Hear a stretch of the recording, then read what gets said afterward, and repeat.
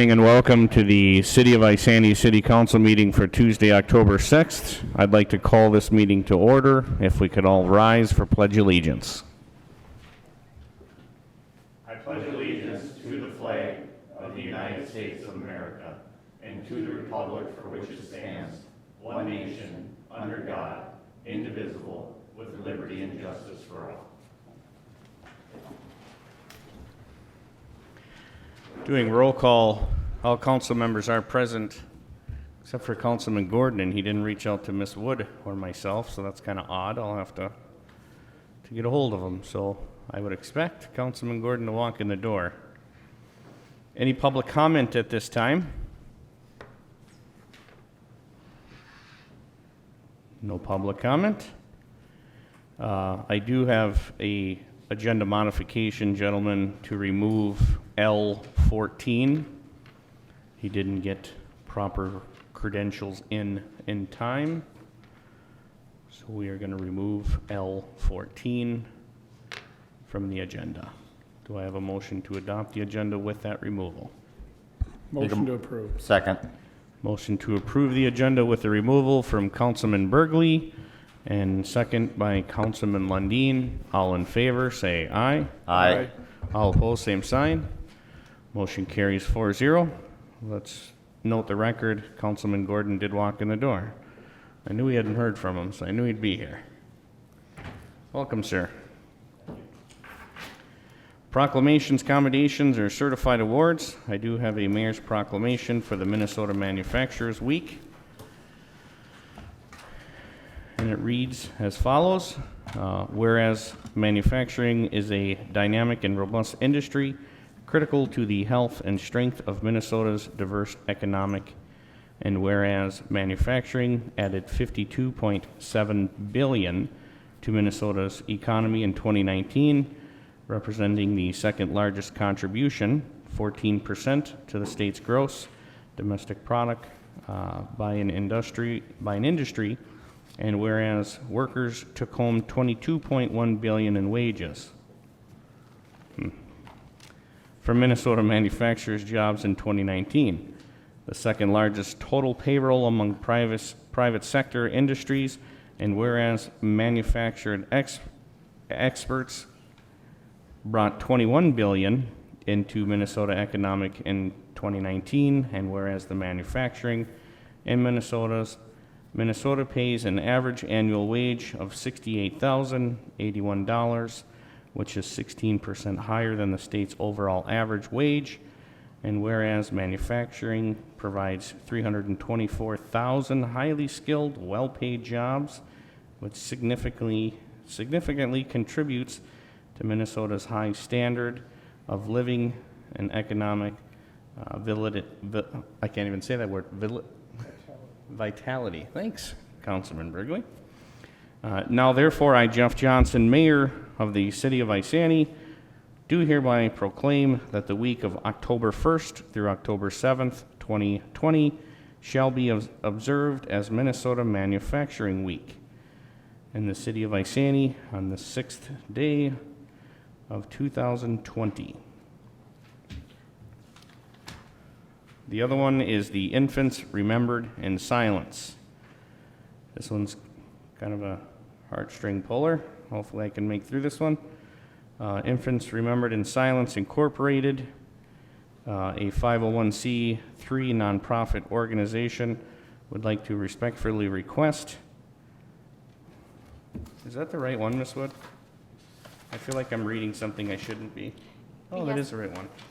Yes, Mayor. And they actually, theirs is a little bit different because it's in by way of a resolution on the consent agenda. Okay, yeah, I was like, this doesn't sound like a proclamation. Hey, I'll continue on. I would like to respectfully request that the city adopt a resolution endorsing October 15th as Pregnancy and Infant Loss Remembrance Day in accordance with the requirements within the city and/or county.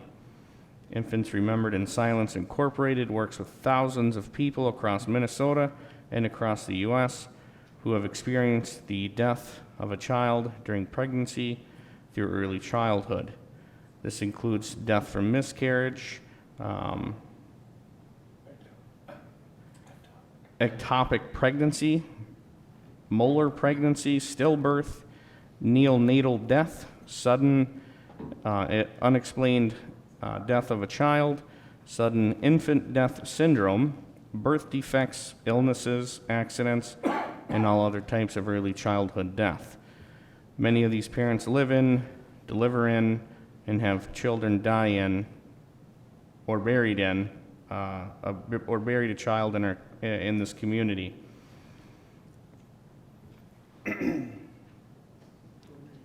Bereaved parents remember these children annually with a 7 p.m. candle lighting on October 15th. Some will remember their children or child. I don't even want one, let alone children, in their homes, while others will remember them in small gatherings around the state and across the nation. This resolution proclamation would unify these parents in tribute of their children.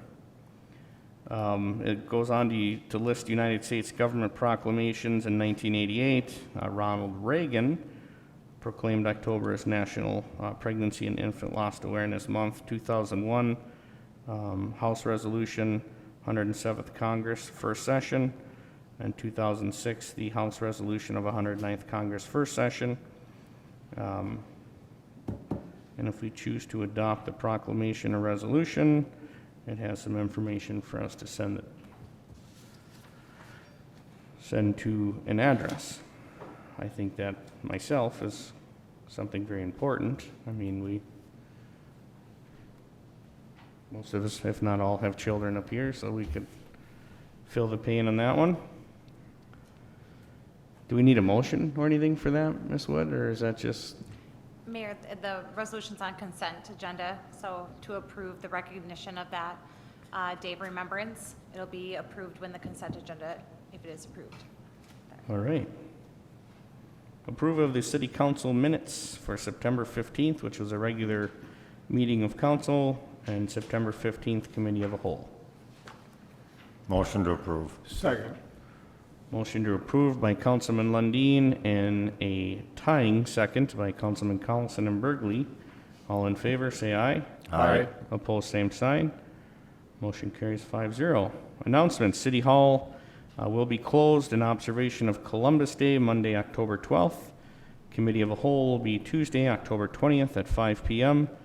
City Council meeting will be also Tuesday, October 20th at 7 p.m. with a Planning Commission meeting Tuesday, October 20th, immediately following that council meeting. Any council committee reports? We met with the fire district as usual, the third Wednesday of the month.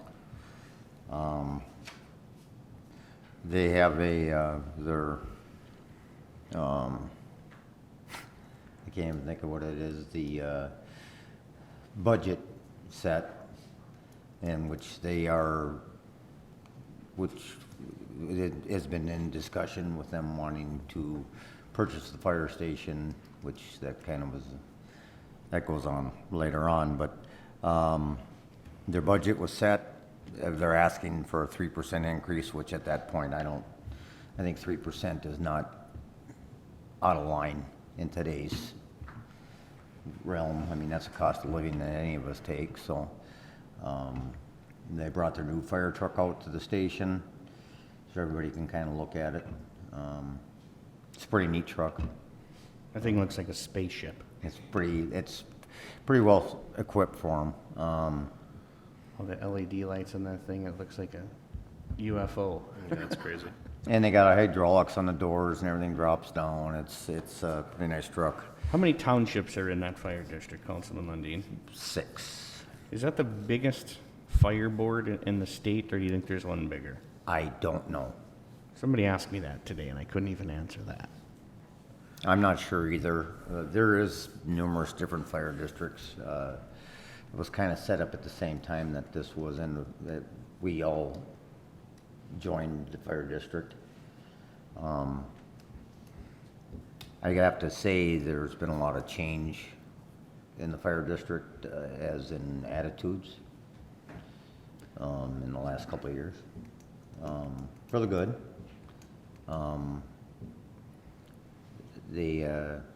everything, I think everybody seems to be on the same page, and some of the ones I thought would have problems with things are actually pretty receptive to a lot of these things, so. The fire board is working it very well oiled machine. So, Not as well as this council, but they're working pretty well. Any other council committee reports? Nothing on BMX there, Councilman Collison? We had a great weekend last weekend at the track. Very busy, very successful weekend for River BMX. We got a lot of camping going on over there. How's that going? Had some camping. The National, there was quite a bit more camping, but last weekend was a Rum River BMX hosted I-94 BMX at state qualifier on Sunday, and then they had Saturday they had a double point race, Warnicki plus Fire and Ice series race. They combined the two to make up for lost time, but yeah, it was a great weekend, and I don't, with the colder weather setting in, I think there's gonna be more people in the building. Last weekend was, Speaking of that, I have a question actually, now that I see Larry in the audience. I have a question regarding that, so I'll have to express that or give you the question, see what you come up with. Speaking of the BMX over there, the sledding hill is well underway, so we'll have to plan that. The Council- toboggan ride for the The council. council toboggan ride. So do you think going down that hill, whoever's in front, I think it should be Councilman Collison, it was his idea. We'll put him up front. And I think you should have the scissors, so when we go by the red ribbon, you have to. Yeah. we could all put our hands up like this, like Yeah. We could do finish that. line. I'll take pictures. I'll help you up and help you down, I already told you. We'll The put you in the first, the back. first trip down will always be the smoothest. After that, it gets bumpy, so you better take the I've done a first lot one. of first things in my life, and that's not what I'm gonna do. Nothing against the sledding hill, I'm just old and decrepit. We gotta work on Councilman Lundin, yeah. It's looking good, though. I know that hill, it's built, it's seeded, they're watering it. Was it seeded? It's all dirt right now. It's I seeded. suppose it'll pop up here, huh? It's seeded. My assumption is, and, well, Mr. Sylvester's not here, so Ms. Wood will have to correct me if I'm wrong, but they throw the seed down not potentially for it to grow right now, but once the snow melts, it should pop right through and flourish and green, correct? I would assume so. I'm not exactly sure what type of seed that went down, but I'm sure it was a fall, winter hardy variety, just for that reason. But it is completed. and I'm sure seeded. I'm sure it's probably got a lot of rye in it right now for it to take base right away, so. It sure does smell bad. That's what you get when you use a compost pile. But that'll go away too. It'll be fun by the time the snow flies. I'm looking forward to it. Any other council committee reports? Let's move on to business items. K1, discussion of study of the Kajima, is that the Kajima 5 intersection? No, that's County Road the 5. County Road 5 intersection with East Dual Boulevard and Credit Union Drive. Quick Trip, stoplight. Correct. There we Mayor. go. All right, I'm Thank with you, it. Mayor and council, and I'm going to ask our city engineer, Jason Cook, to come up, and he is going to go through some of the study details along with the pros and cons of the different layouts that the study presents, and we can discuss which is a preferred layout or an alternative layout option after he presents. Hey, but before you get started, good job so far on 6th Avenue. It's looking great. Well, all right. I'm digging it. Underground work should be done today or tomorrow, and then we're just down to concrete work and pavement, so It's looking great. on track, yeah. Councilman Collison, you live on Dogwood there. Have you moseyed on down and seen it? No, Well, you're I just in Marion. You're close to it. I'm on it every day. Yeah, they're making good progress. Yeah, I like it. So, good job. All right. So, switching gears, this is the study, an ICE report, an intersection control evaluation that was completed through a partnership with the city here in the county to evaluate the conditions of the intersection at East Dual Boulevard and Heritage. the county hired WSB, an engineering firm, to do the evaluation. So far, we have this report that you all had that is still in draft form. They're essentially wanting to get to a point where the council and the city here can kind of have their preference, and the county will have their discussion meeting actually here in a couple weeks to have their same type of take on it. And the goal would be to kind of get to the point where everybody's on the same page so that the report can get finalized with the preferred option, so that you can move forward into kind of financing and budgeting and those types of discussions. So to maybe oversimplify the report, I'm just going to jump us to the 4 different layouts that they included, and we'll just kind of talk on each one. So here is the layout number 1. It's a simple signal just being added at East Toole Boulevard with enough modifications to the county road to line up traffic to make that signal work. But for the most part, that is the extent of that option. The current traffic loads did warrant needing a change in the signal, or in the intersection, and a signal is one of the options that would improve the level of service for that intersection. It is the cheapest option out of the 4 that are included at face value, and for the next 20 years at least, traffic impacts, at least by their forecasts. However, it doesn't really address Credit Union Drive and that intersection, that one just to the east of where the signal would go. Right now, it would essentially just keep it as it is. But with the forecast that they have in the 20-plus year window, that intersection would start to warrant needing an improvement in itself. And with the signal option, it actually is too close together to add another signal in 20, 30 years. And it's also too close to the 65 signal, so it just wouldn't be an option. So in that 20, 30 year window, or whenever the traffic loads would warrant it, we would need to do something else with this setup if this was the route we went. As you'll see as we go through, all of them end up needing some right-of-way acquisition. Some need a little bit more, some need a little less. But as we walk through, you'll see some of the kind of significant differences in these layouts. Jason, one comment on that Credit Union Drive. It occurred to me later on one of the drawings, they blocked Credit Union Drive. Why can't, if you go to Cambridge and they got where you cross 95 from Walmart over to Target, you can't go straight across, but you can take a left into Target. I'm wondering if but you can also take a right out of Walmart. Why can't they do something like that where they just allow people to take a right? Right, yeah, that'd be called a right in, right out type of a situation where Yeah. you can't have the crossing traffic coming in. So in these other options, that is more of a feasible layout. All I saw was they either had it open like this or they blocked. I didn't see no option of taking a right out of here, but not a left. Right, and so that was something that was discussed, even for kind of what that next level of situation would be.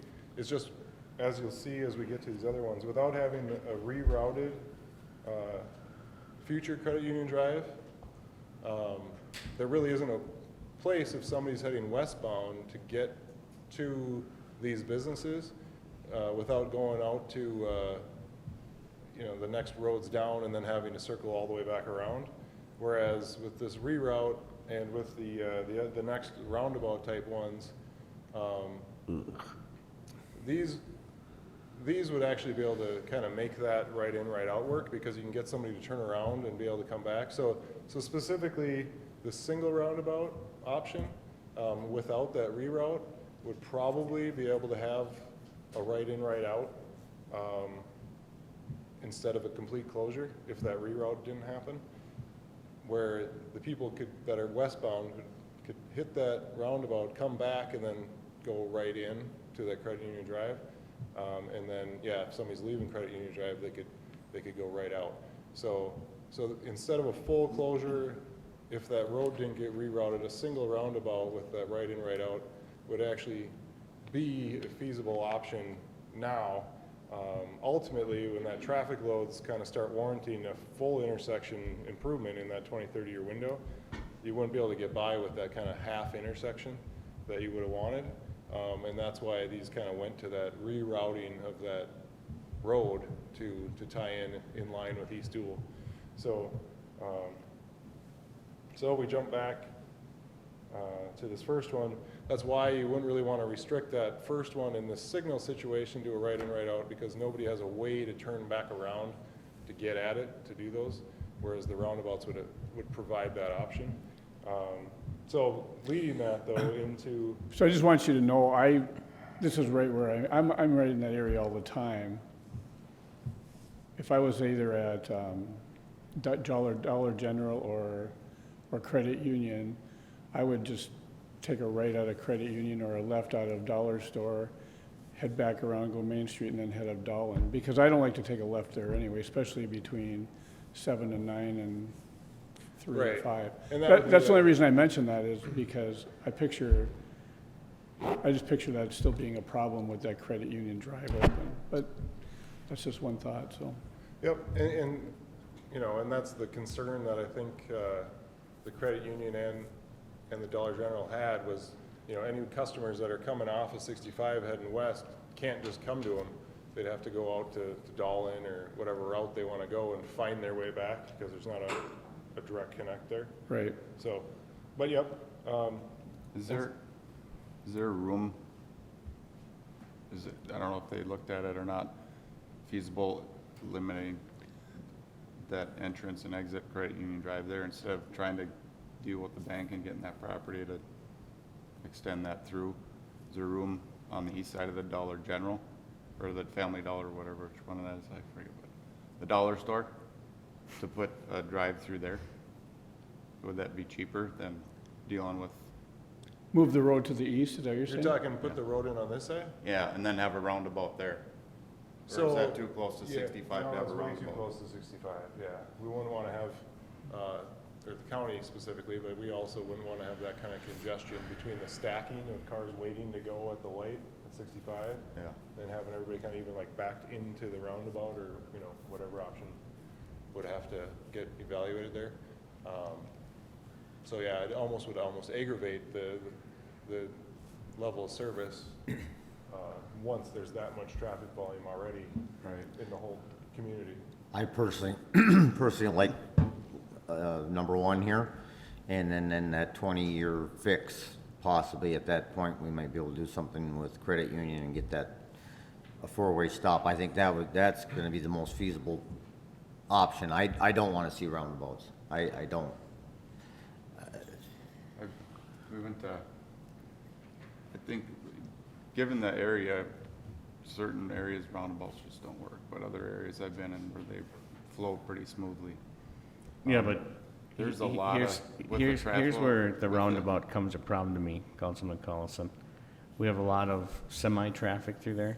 Oh, yeah, there'd be plenty wide for some of Okay, these roads. but now you're slowing down the response times on public safety. You try to get a fire truck to go around that thing, they gotta slow down. So now they're putting an extra minute and a half to 2 minutes on their response time because they're trying to get around a roundabout. Yeah. And then That not wouldn't everybody. slow them down that much at all. Well, these are the Yeah, mini types. It's not gonna add that much time. No. I mean, it's But the a problem pain to is, take a semi-truck Traffic through light them, is but it's slowing down not that the end of worse. the world. but Either I'll way. be honest with you. Yesterday coming back up 65, there was an ambulance, and I seen it a mile and a half behind me. Not anybody got over to the right like they're supposed to No, to yeah. let the ambulance go through. Yeah, I mean, I did immediately, you know, I mean, that's just me, but people coming into that roundabout and there's an emergency situation, they're not gonna care. They're just not. I'm telling you, this year is the worst year I've ever seen for people driving on the freeways. People drive like they're flipping nuts, and it's terrible. I see accidents every single day on 65 because people are driving like they're crazy. To where that stoplight would have a beacon on it, and it's gonna freeze that stoplight yeah, I don't in like favor. I don't like the roundabout idea. I'm just saying it's Yeah, not I- gonna slow them down. It would slow, much, it's but- still gonna slow them down. But I think, and I'm not I trying to think I slow 'em agree down. that we got too much heavier trucks, semis, UPS, any of that coming in and out of there, I think the lights is the best option for That on was the point I was trying to make. If it was on Main Street, I could see a roundabout being just fine. But on 5, that's like I think throwing a roundabout on 5 is like putting one on 65. They got them on Highway 95, they got them on several big. And I highways. don't like them there either. I just don't, Every time I drive up to one of them things, I'm like, ugh. They're, yeah, but you know what, you're not sitting at the light. I agree with, but I think I personally, on Keeps a road traffic like moving. this, I don't think a roundabout is the right answer. I like the first option. Do we go three-legged stoplight with potential, hopefully moving into a direction with the credit union there that we can blow that fourth leg in, 10 to 20 years down the line. But I personally like the stoplight myself. When you read through this, is that the land they're talking about that no one wants to give up? I thought, the way they described it sounded like it was on the other side of the highway, but So, the yeah, I credit guess- union doesn't want to give up that land, do they? Yeah, if it's all right if I just keep on rolling here, I guess. Yeah, so we had met with the credit union about trying to acquire that right of way to reroute the road even now, because then that would be the ultimate fix of addressing that future intersection and everything. We met with a couple times, and essentially in the end, they just determined that the cost for them to face their building to the front, which would be now the other side of their building, was just too expensive for them to warrant agreeing to sell the land, essentially. And what did they come up with, Jason? Like $500,000, and they. I don't have a number. I Why would believe- they have to change anything with the I building? believe it was approximately 300,000 was their estimate. That was just for the building, though. And then they wanted money for the land on top of that. Well, they wanted us to buy the building too? No, they they didn't want us to wanted- buy the building, but They they want to help pay for, the renovation that they Renovation. would have to have. I think the reason that they would have to renovate is because they would take away that credit union drive and put it on the other side, because the The credit drive union. would still be there. But They the would- credit, but they would want the front to Just be face a- that road. They want the front to face the new street. The busier road, because That's- then Credit Union Drive would become a right-in, right-out only. You could only take a right in or right out. You couldn't come across or take a left at it. That extended leg would be the busy road, and they'd want their Well, building the to busy face. road is County Road 5. The bank should be facing that if I were to build it back in the day. But they didn't. So I don't see why they would have to change anything. Nothing's gonna change. That's what they said, and they weren't gonna Unfortunately, budge they're the with owners of Jason the or. property, we're not. Yeah, And we can't they, make they that weren't gonna decision. budge with Mr. Cook or Miss Wood or myself. They pretty much dropped the hammer. so if I just keep on rolling here. So Sorry. Too late. No, so that exact topic of right now, they weren't, agreeable to getting that right of way established so that we could do this ultimate fix now. Not doing it now and only doing this first thing, it obviously would have some more cost to it to do the fix later as its own project, but we may be talking 20, 30 years later, they may be ready to renovate again and may be ready to, want to modify things, but that's just where the current situation sits for this option. When we get into the roundabouts, so this option, while it does look the most significantly different, it actually does create the highest level of service for vehicle movement, not stacking, and it fixes both intersections just now, where that 20, 30-year plus range is still met. The level of service is still good at Credit Union and at East Dual. So it's essentially a fix that doesn't need to get looked at again in 20, 30 years. We don't need to reroute that road ever to make this one function at its optimum functionality for the forecasted range. And with that, the current cost is approximately 300,000 or so more, maybe only 200,000 more. But then there's nothing to look at again in the future of a project that would end up being more than that. 300,000 more than what? Then the single signal. The three-legged signal. Three-legged signal. But then if that reroute ever happened, you'd end up having spent more but it'd be significantly delayed. What I like best about this is that you don't take a left out of that Credit Union Drive. I'm telling you, I'm over there almost every day, and that left is just a pain, and I don't think the signal light would fix it somewhat. As soon as the signal changes and they come out of East Dual, there would probably be some timing there, but other than that, that So- traffic's flowing right So past. what people's gonna do is they're gonna come out of there and they're gonna take a right, or actually they're gonna go down to the south entrance of the credit union and then go up to that roundabout. And then either take a right or go around the roundabout. And Yeah. I see nothing but confusion there. I don't see a confusion, but I do also see it not alleviating any issues like getting out in front of the liquor store or getting out from the hardware store or coming out of Johnson's. It's not gonna ease anybody getting on County Road 5. It does though, because people can't go 35, 40 miles an hour around that roundabout. Wanna bet? Yeah. Because if there's gonna be accident, every other car if they try and go that fast. I bet, yeah, I could do it. I bet you I'm looking at 3 guys in this audience right now that can do it too. Can versus should versus once people get used to them. Once people get used to these actually function better than, when it's brand new. It's a different movement, can be confusing the first times you use it, but in the end, there's all sorts of research that say, that's why the study says the level of service goes up, not gets worse because people are confused, so. Understand I don't, The 2 lanes on 65 that turn into County Road 5, the 2 turn lanes there, those are stacked and sometimes further than what we're, further down than the turn lanes start. You got a traffic light there, those cars are gonna take a left, that light turns red, you're gonna have 50 cars backed up. It's And- timed and perfect, it'll blocking never. The Credit Union Drive intersection, Well, ultimately, we could say all we want. It's gonna be what the county's gonna wanna do too. Yep, and that's So- where the goal here is to just get a recommendation or a preference. And then when they have their meeting in 2 weeks or so, I believe, and they come up kind of with their preference, then we get that. Then we have an arm wrestling contest. Yeah, there you go.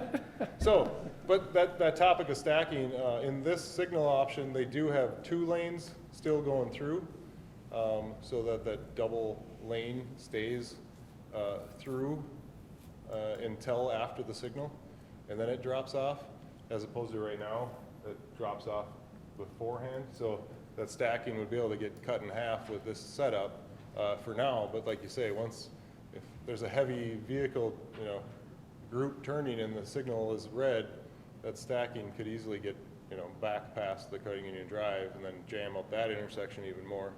But that's where each of these are feasible. They each have their benefits and they each have their negatives. It's just what are you guys looking for, or what would you prefer? The reroute, like we say, currently isn't on the table, but ultimately this, would be something that would still probably be needed if we went with the signal. It'd just be needed down the road. That's where extending that median would end up blocking that Credit Union Drive cross traffic, rerouting it, and then whether or not it fully got closed or that right in, right out thing would still be probably negotiable with the county. So then our double one, I guess we talked about that. And then the single roundabout is the same thing. Currently, with the reroute being off the table, the single one would still be feasible, but people that want to use Credit Union Drive would have had to have the right in, right out. They'd be restricted, and at least though, a vehicle on westbound would be able to hit that roundabout and come back to it and do the right in. But their original evaluation, I believe, on the first draft did have that, but the level of service for that portion of the intersection didn't improve much at all. And so in the end, it's really not going to be, that 30-year window again is still going to need that road rerouted like that. So those are the 4 options in the report. With those reroutes kind of off the table, I guess for the most part, it's mostly, are we looking at the 1 and double 3. roundabout or the signal? One other piece that I want to bring up on the estimate that's in these, if you looked at those total project costs, they don't include engineering, administration, land acquisition. I don't believe there's some some of those other like testing, you know, kind of overhead costs, where I would actually anticipate the actual project cost would be more in the 30 to 35% more than these numbers are in this report for actual project costs to the city. So it's just something to keep in mind that the dollar amounts are relatively significantly higher than what just shows up in that report for what you might be thinking is the cost of doing this. Jason, do we know what the county favors, or are they just waiting for us to? Well, they're gonna have their Go meeting, so first the here. county board hasn't had the meeting yet. I believe it's in 2 weeks or so. So Mike shared that, County Commissioner shared that they'll be having their committee of the whole meeting on Monday to discuss, just as we are. So we will know likely their preference after Monday's meeting. Coming Monday? Okay. Yeah, Richard made it sound like he thought it might be a little The board later, meeting but- will follow that, but Okay, okay, so it'll get talked about on Monday then, that sounds good, but, so same idea, right now, I believe, you know, by the report and by the recommendations from an engineering standpoint, that the double roundabout is what is standing out as the cost-benefit ultimate solution from the engineering standpoint, but they haven't talked with the board yet.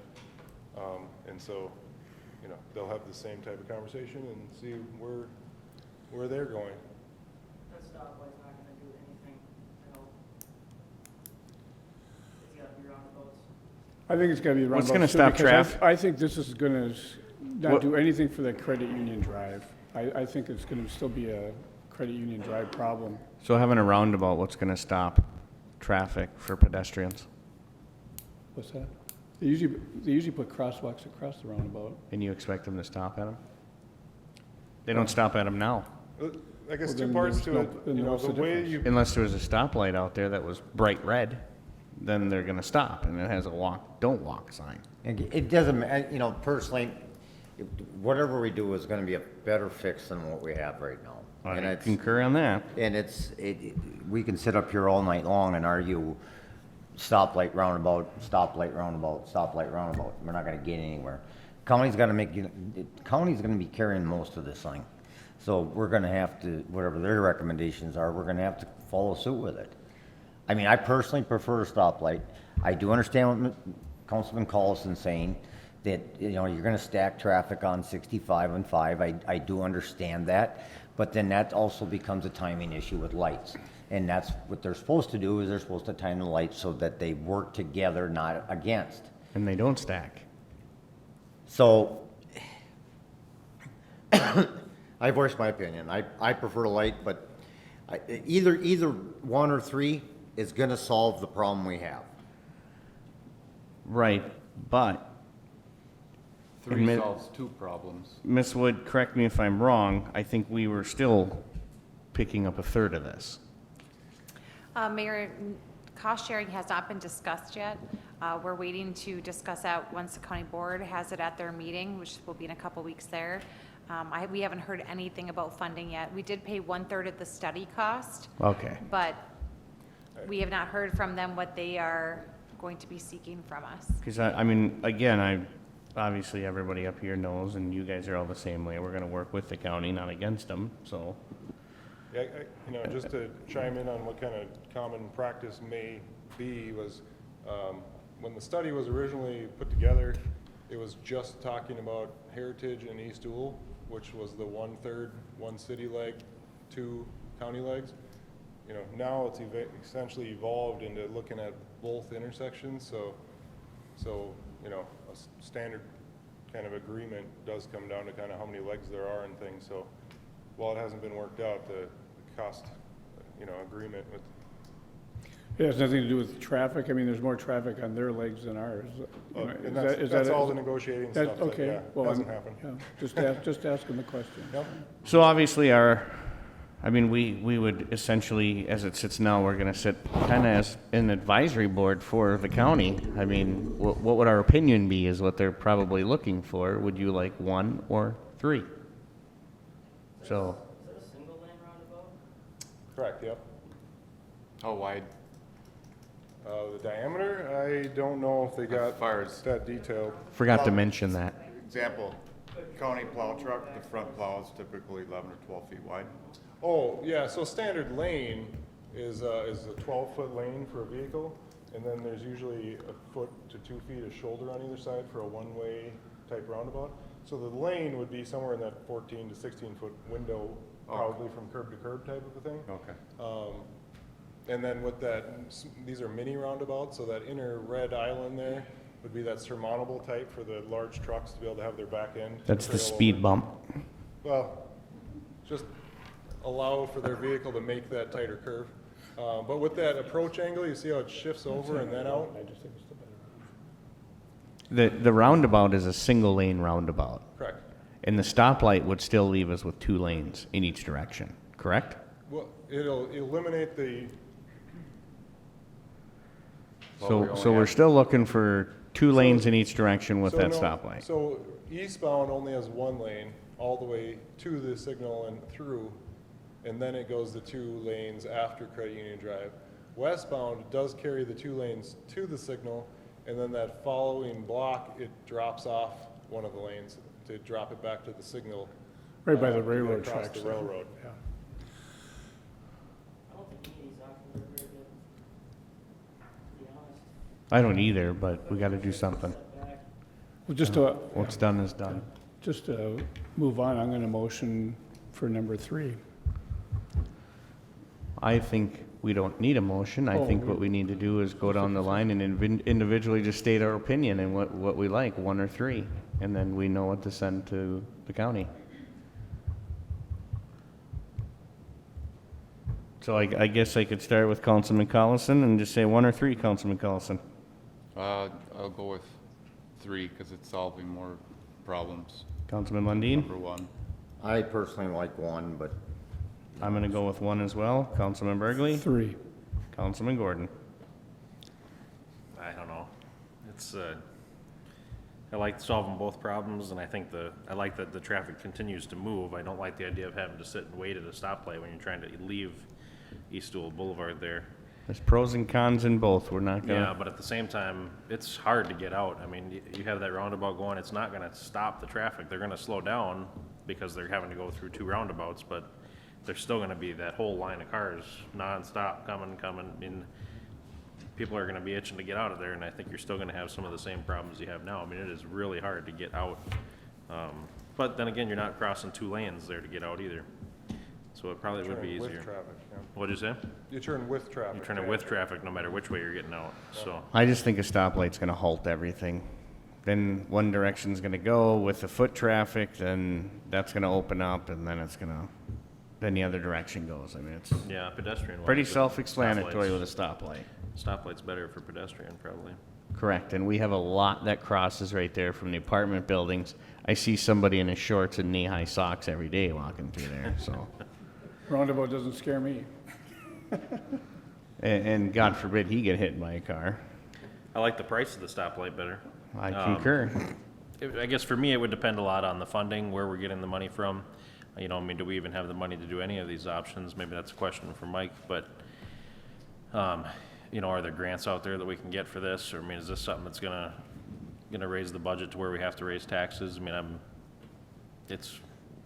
think it's something that needs to be done, but, Well, the longer we wait, the more expensive it gets. Correct. yeah, And there And are, and right now, the community is asking for something to be done at something this has to be done, intersection. yeah. so there are funding sources that are applied to this type of improvement that Okay. we'd be able to apply for. That, you know, more or less does have that kind of application window and then the reviews and then the year of construction that you'd be applying for kind of legs this whole process out every time. But, you know, essentially, it would be applying, you know, probably for some type of funding here this coming year, and then whether or not that following year would be the construction season, because we'd have to also get, you know, plans designed and built, and everybody'd have to get on the same board on what's even wanted. Yeah, there are specific grants and funding options that could be applied for, but that'd be another thing to get worked out with between who's doing it, the city, the county. Jason, do you know, just back to the pedestrian thing, I've seen the crosswalks put on the roundabouts where they put it in, like right after the roundabout where you can cross there, where the traffic's the slowest. Is it better, do you think it's better with a traffic light or a roundabout for pedestrians? Do you have an opinion? I think, I mean, specifically for pedestrians, to have a controlled stop for them to cross is gonna be the easiest for them to understand when to go, the easiest to know when the vehicles aren't gonna be going. For this situation, they do have those islands to kinda stop at, between lanes, and they only have to cross a single lane. So in this situation, all they have to do is get across a 14-foot wide lane, and then they can get across the next one. It's as like opposed playing to Frogger, though. one full crossing. Well, and at that same time, you know, the vehicles are more or less supposed to maneuver their vehicle to make that roundabout where they have to slow down. So now they're coming at you at a fairly slow speed. So if you're, you know, stepping out, they're not coming at that full speed, but as you said. can't Mayor control how Mayor fast they Johnson can drive. make it work fast. He Yeah. said that. He said that. It's like playing Frogger. You're literally trying to cross that, and okay, you're not going 30 anymore, now you're going 15. That car's still gonna hurt. Well, I'm not saying it's not. I've never tried to, I've seen. Four I've- lanes, trying to cross four lanes. Correct, Right but with a now. stoplight, they are halting you, and then they're crossing. And I do see, But we're not really doing the intersection for pedestrians, are we? Yeah. That's we're doing part of it. That's one of the biggest issues the community's talking about right now, is they're scared to cross right there. They're gonna get hit by a car. And God forbid that if the county or the city gets a call that somebody got killed at that intersection because they were trying to cross it, we're trying to nip it in the butt before it happens. That was why this was all brought up to begin with. Oh, I brought it up as one of my council goals that got put on there to control the traffic of that intersection. That came secondary. No, I brought it up even before. This was talked about during the quick trip stuff and. Yep, it was even before Quick Trip was built.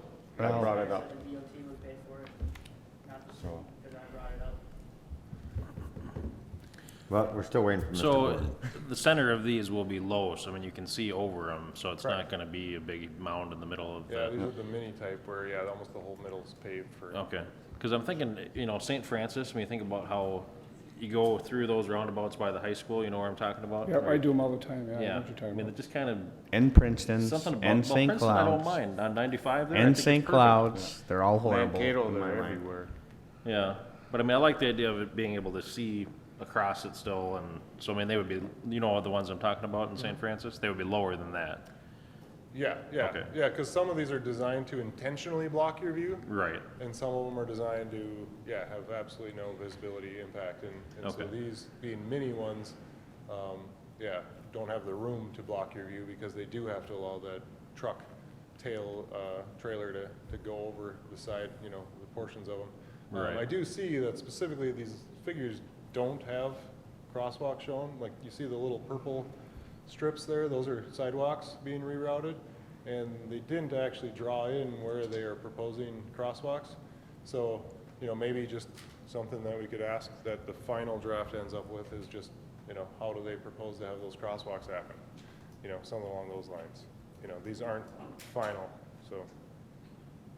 My point, I'm still gonna keep making it. At 10 miles an hour, 30 miles an hour, that car hitting the pedestrian's gonna hurt.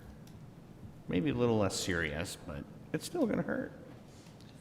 Where your stoplight is gonna halt everything, and then you're gonna cross, and that traffic's gonna come out, and then it's gonna change, and Still You're have gonna people back up, blowing you're through gonna that back light. traffic up too to do that, you know, I mean. it's not, because they're timed, Councilman Gordon. Yeah. So it does not happen. It's still gonna slow traffic down, I think. I mean, you're actually making them stop, whereas right, you know, I mean, with the roundabouts, you can keep everybody moving and. This is one of the issues we have in the world, is everybody's gotta go, go, go, go, go. They gotta keep moving. Well, it's better for pedestrians and it's better for traffic too, I think, in the double roundabout situation, and it solves two problems at the same time, so. Okay, so you're going with 3 then, I'm right? gonna go with 3, yeah. All right. Well, Commissioner Waring, you can take it back to the commissioners that it was a 3-2 vote. Our recommendation. And our recommendation for a double roundabout, but I'll fight daily until I'm blue in the face, and I hate those things. So. They come here, I know who to blame, and it ain't me. Or Councilman Lundin, at that matter. And the research shows that Right, I mean, the double roundabout, if you were making a recommendation, you would say the double roundabout. Yep, according to the modeling of traffic flow and the long-term impacts, that level of service, that's how they rate them, is, all the way to an A for the near term and still stays in that high end, that AV range as time goes by, as opposed to, like we're talking at that 20-year window of the Credit Union Drive system gets to that level F problems of just congestion, never having those chances to go, and something would need to get done. Yeah.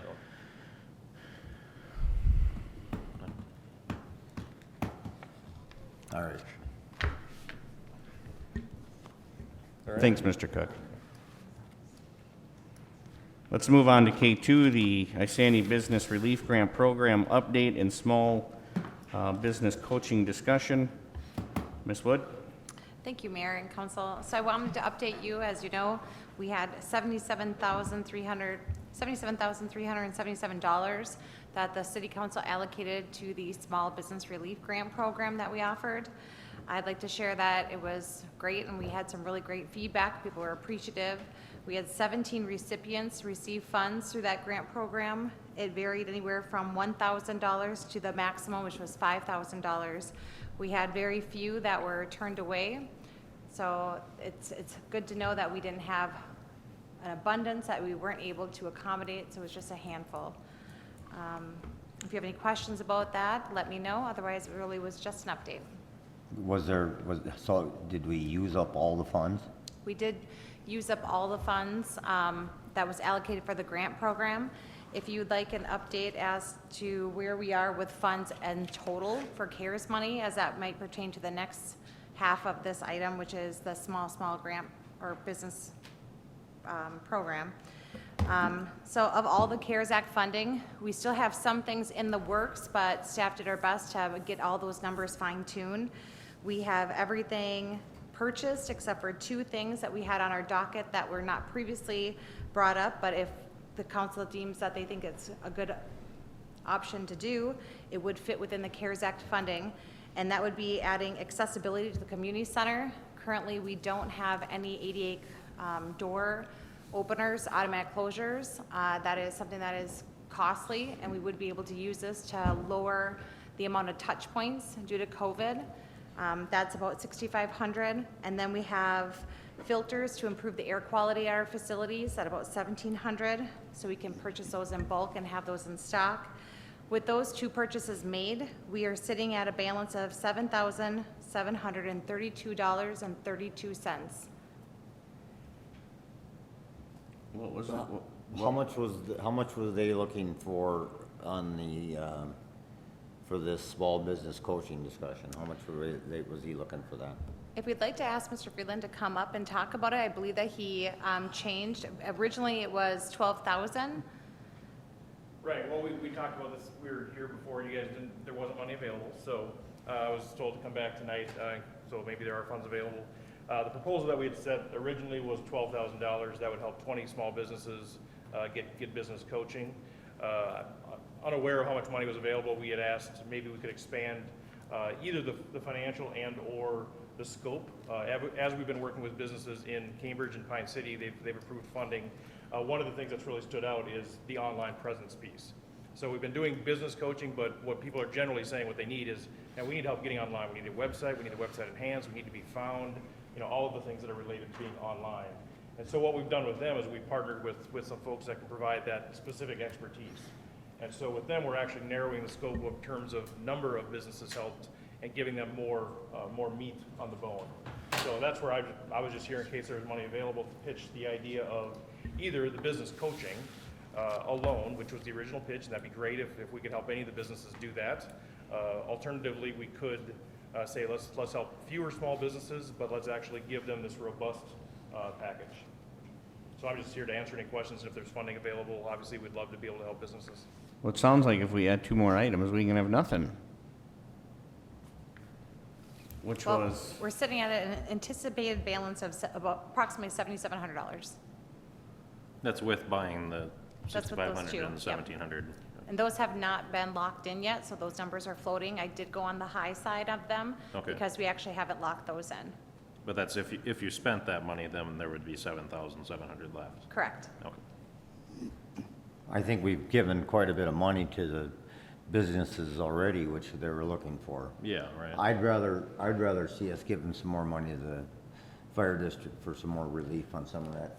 I had a DD stuff. question on, can we do utility relief or anything like that? I mean, if someone's behind on their water bill or, sewer, I mean, can we offer a, I'm with you, I think we've done enough for the businesses already. I mean, I'm glad that we did that and offered that, but can we do something more on a personal level for people? Because the guidelines are very clear that you cannot use any of these funds for any kind of source of revenue, it would not be able to be used for any water, sewer, utility bill for the city. Now, a lot of these businesses that got the grants, they were using it for other utility bills. They couldn't use it for ours. Okay. Like Connexus or if they had CenterPoint. I've seen a lot of places too are installing the touch-free sinks and all that. Is that something that was been discussed for doing here? And That at would Public be- Works and Yep, that would be, or even the touchless soap dispensers. We don't have those in any of our facilities. We would use the remaining funds for things like that.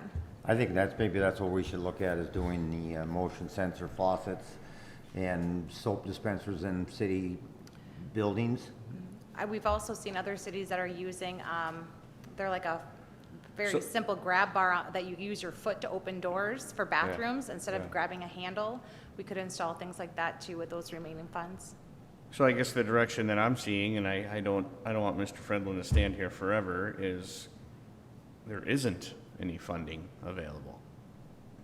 That's your call. I'm not sure why I'm here, but, happy to share my story whenever I can, but, that's, Yeah, we did ask you to come back to make sure we had our brass numbers in no, line, that's- which now they're in line and we can tell you it's your there call. isn't. You're in charge of the funding, so I'm here if you wanna use this. Like I said before, it's a gift to the city. We're able to discount it huge. The impact that we can have is huge for these small businesses. So it's more of an investment in them for now and for the future, versus just kind of helping them, survive. But obviously, you guys are the ones that have to allocate the funds, so I appreciate being heard. businesses can still reach out to you individually, correct? They absolutely They don't can. have to Yep, go, they can- you guys don't have to go through the city that the Correct. business is Yeah, we in. still offer Okay. small business coaching and then Which other things. I think every one of us would encourage him to do that. They want to Yes. reach out to you individually, by all means. Reach I out just to you. think that, we have some things, I mean, motion sensor faucets aren't cheap. I've sold many of them. The soap dispensers, as Miss Wood says, even the kick plates on the bottom of the doors, all that stuff is probably well spent. I'm money. okay with touching less items in a public area. I mean, that's doing I'm it. okay with less businesses closing up their doors too. Well- We all have our, Yeah, and we've reached out to our businesses that can collect from this, and they've collected We've very well. helped 17 of them. yeah, well, I hope that keeps them, what our focus is, and again, I don't want to be redundant, but the focus of that money is great. It's phenomenal. It helps them stay open. It says, okay, you've incurred other expenses. Here's some money to help you, survive another month. The goal with coaching, the goal of online traffic is to double, triple, quadruple their revenue as we go into the holiday season. That's what we're seeing happening right now as people are getting an online presence. So it's really where you're using the funds. It's all good. It's all good use of funds. I'm just like, that is our focus, is saying, okay, let's take a business that's maybe really struggling. Let's help them turn it around. Let's help people find them, whether they're a restaurant, whether they're a retailer, and help them, increase their revenues, which obviously helps the entire community. So it's all a different focus. I think, Ms. Wood would have to verify if we could do this, but it'd be nice if we could put his business into His on the contact website or info. something, his contact information. And then we can also maybe Encourage our businesses to go to him encourage them to individually. contact you. I mean, I think what you're doing is a good thing. I just think I think we have better things that we can focus our money on too, for our well-beings ourselves. We could definitely, Councilmember Lindy, we could add it to our COVID information page on our website. So there would be a link there. Sure. Maybe share it on our that's Facebook fair. page. And I'm assuming you already have all his contact information? I do. So, We'll that's definitely what do I would, that. that's what I would recommend to do. as Councilman Collison said, that, businesses can reach out to you for that. And if they do have some of that funding available, they could still maybe use some of that funding to contact you and go through that. Sure. I think a lot of their business was hit when they were shut down, and that's where they needed the help the most at this point. Sure. Okay, I appreciate it. We appreciate you. We Thanks for appreciate you coming coming here, back. and appreciate what you do. Thank you. Thank you. Let's move on to K3, the resolution approving a special event permit application for Rum River BMX for Minnesota State Series Finals. Mr. Larry Merkowitz, if you'd step forward, please. Is he gonna be a regular guy here every meeting, Who, what? Larry? Oh, they always send Larry. I mean, he's been here for the last 3 months. So before you go on, my question that I was going to ask you, before I even forget it, now that it's getting colder, you guys have no bleachers in that building. Correct. What are you The gonna reason we do? do not have bleachers in the building is we're held at the mercy of Minnesota Department of Health. They've limited the amount of people in the building to 250. With the bleachers in the building, we can actually exceed the 250 people. So you can't put none? I mean, like one or two of So them? what we have to do is we have to limit the amount of bleachers that can be in the building and still mark them off in 6 feet increments. So if you're looking at the bleachers we currently have in the building right now, they are 16-foot bleachers with only 5 tiers on them. That's not going to seat a lot of people. What do you That's do? why What do you some of do our for funding- handicap, Larry? I mean, I know you got the entryways and the accessibility, but what if somebody couldn't stand there the whole time? They sit in their wheelchair. What if they don't have? What if they just have walkers? The handicapped accessible, they have an actual area that's marked off for them. So there is an area for handicapped or people that are not able to stand. So it is a smaller area and it is marked. Okay, I was just curious. Yep, so we're So- at the mercy of them. Then, that's why we're going through the CARE thing. Rum River BMX is looking at aluminum bleachers, removing the wooden bleachers that we do have right now. Aluminum bleachers would seat 141 people, and we'd also be able to spread them out. And also cleaning the bleachers would be a lot better than the poor surface of wood. Wood is a lot harder to sterilize than aluminum. So that's one of the things we are looking at as a board, to upgrade our bleachers. Just offer 'em bubbles. We'll put you in your individual bubble. Come on in. Wish we could do that. But yeah, we are looking at options there. So we will have to have our bleachers out for the state finals to keep our numbers down. Teams are already talking about setting up their canopies and bringing generators and little space heaters to stay warm. As we know in Minnesota, end of October, it is going to get A little cold. chilly. So we've already had our first hard frost. So The, what are you looking for in this state series final here? So what we're looking for is the ability to run the state series. The state series final is accumulation of what has happened since the first race earlier this year. Started at Spicer. There's 11 tracks in Minnesota, and every track is held a state final or a state qualifier. And now we're all going for the points. The points here, whoever gets a state plate will be able to travel to Tulsa and represent the state of Minnesota as a state rider. They're down there, riders will be going for what's called a rock plate, Race of Champions. There's only one plate out there for a champion, and these people are eligible only by having a state plate. So that's what the state finals is for. The qualifier also this weekend that we had was Detroit Lakes.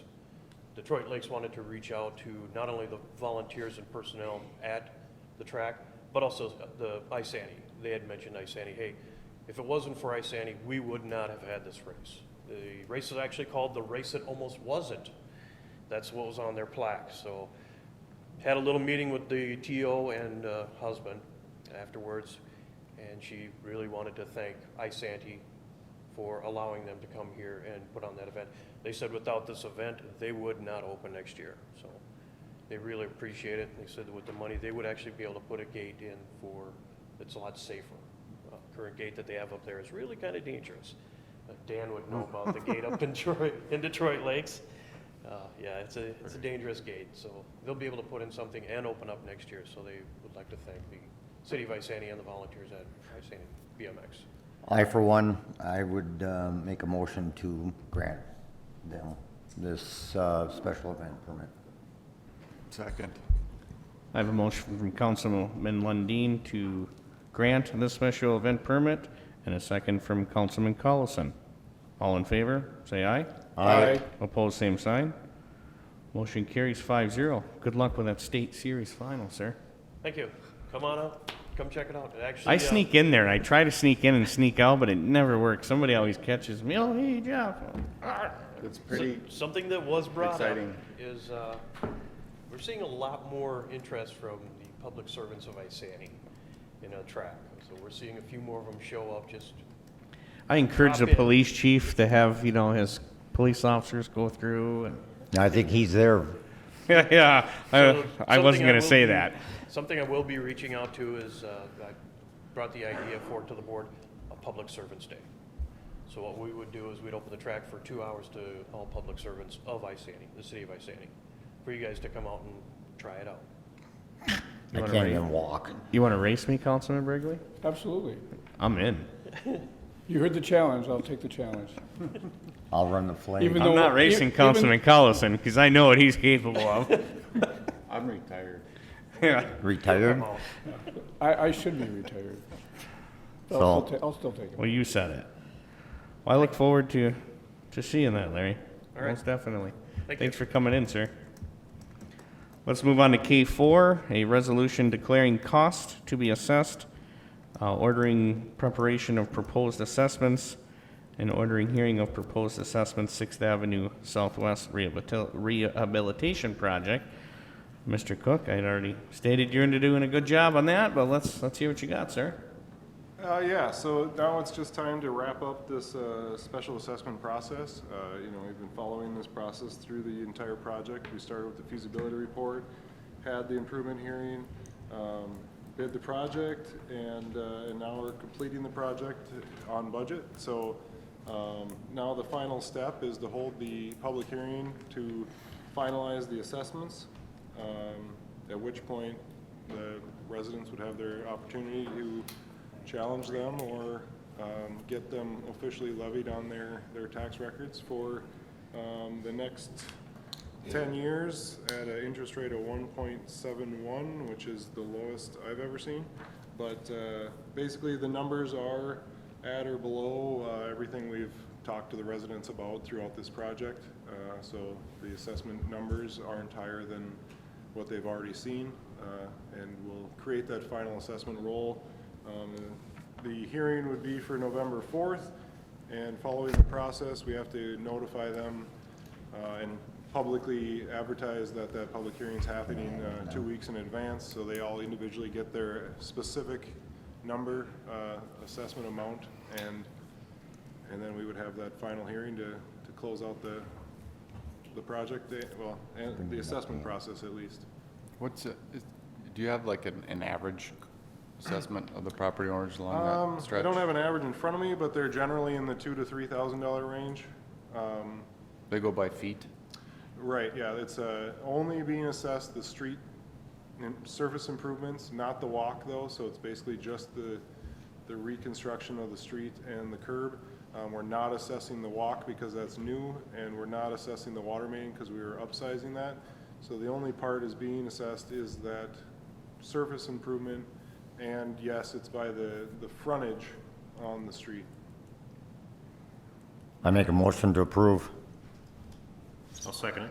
Motion to approve by Councilman Lundin and a second by Councilman Gordon. All in favor, say aye. Aye. Opposed, same sign. Motion carries 5-0. Keep up the good work, Mr. Cook. It's looking great. Do I have a motion to approve the consent agenda? Motion to approve. Second. Motion to approve the consent agenda by Councilman Lundin and a second by Councilman Collison. All in favor, say aye. Aye. Opposed, same sign. Motion carries 5-0. Any other items we missed, Ms. Wood? No, the next items will be going into closed session. So we are not adjourning just yet. Correct. All right. I do gotta ask everybody to leave the room. We do have a closed session for consideration of a sale of